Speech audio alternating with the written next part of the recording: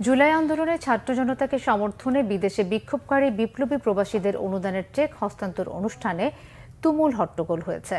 Dubai কনসুলেটের তখনকার consul general Jamal হোসেনের কারণে বেশিরভাগ প্রবাসীর গ্রেফতার ও সাজা হয়েছিল বলে অভিযোগ করেন বিপ্লবী প্রবাসীরা।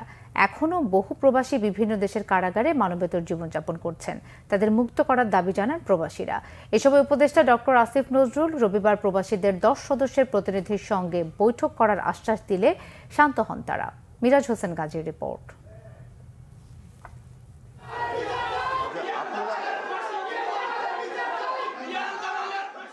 এই হট্টগোল করা প্রতিটি মানুষ বিদেশের মাটিতে জীবনের ঝুঁকি নিয়ে শেখ হাসিনা সরকারের গণহত্যার প্রতিবাদ করা বিপ্লবী প্রবাসী।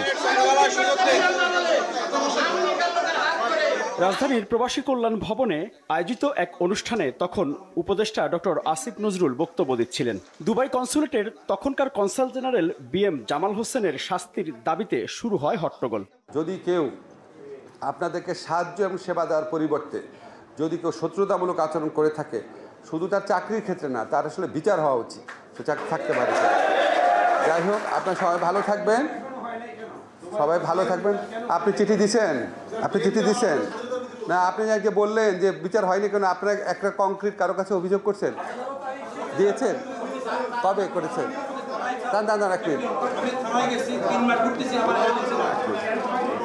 আপনারা প্রবাসী, আপনারা শোনেন। জুলাই মাসে বাংলাদেশের ছাত্র আন্দোলনের সমর্থনে সংযুক্ত আরব আমিরাতে বিক্ষোভ করেছিলেন তারা। যাবজ্জীবন সাজাও হয়েছিল। তবে ডক্টর মোহাম্মদ ইউনূসের বিশেষ অনুরোধে আমিরাত সরকার এই প্রবাসীদের সাধারণ ক্ষমা দিলেও এক কাপড়ে ফিরে আসতে হয় বাংলাদেশে। আর এই সাজা ও গ্রেপ্তারের পিছনে দুবাই কনসুলেটের তখনকার কনসাল জেনারেল BM জামাল হোসেনের ভূমিকা ছিল বলে অভিযোগ প্রবাসীদের।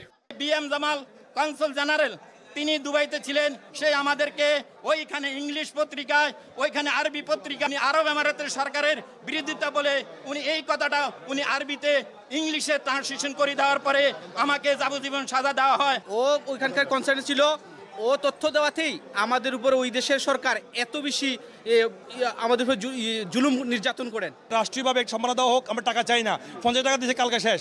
বেশ কিছু সময় ধরে চলে হট্টগোল। মন্ত্রণালয়ের কর্মকর্তা সহ অনেকেই এই প্রবাসীদের শান্ত করার চেষ্টা করেন। ব্যর্থ হন প্রবাসী কল্যাণ মন্ত্রণালয়ের সচিবও।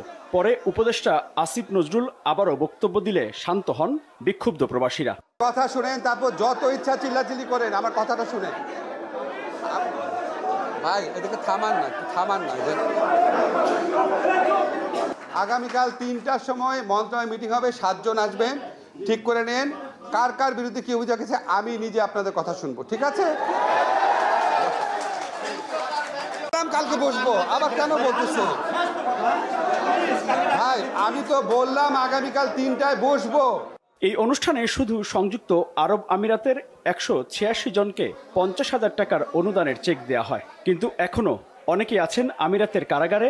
আবার সৌদি আরব সহ অন্যান্য দেশের প্রবাসীদের এই তালিকায় অন্তর্ভুক্তিতেও মন্ত্রণালয়ের ঢিলেঢালা ভাব দেখে ক্ষোভ জানান প্রবাসীরা।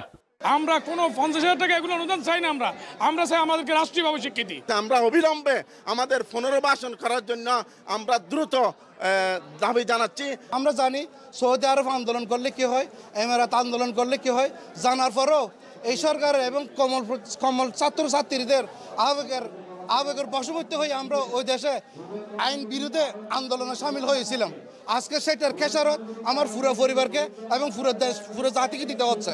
ক্ষতিগ্রস্ত এই প্রবাসীরা জানান তাদের অনেকেই বিদেশের মাটিতে বড় বিনিয়োগ করেছিলেন, কিন্তু কালো তালিকাভুক্ত করে দেশে পাঠিয়ে দেওয়া হয়েছে তাদেরকে।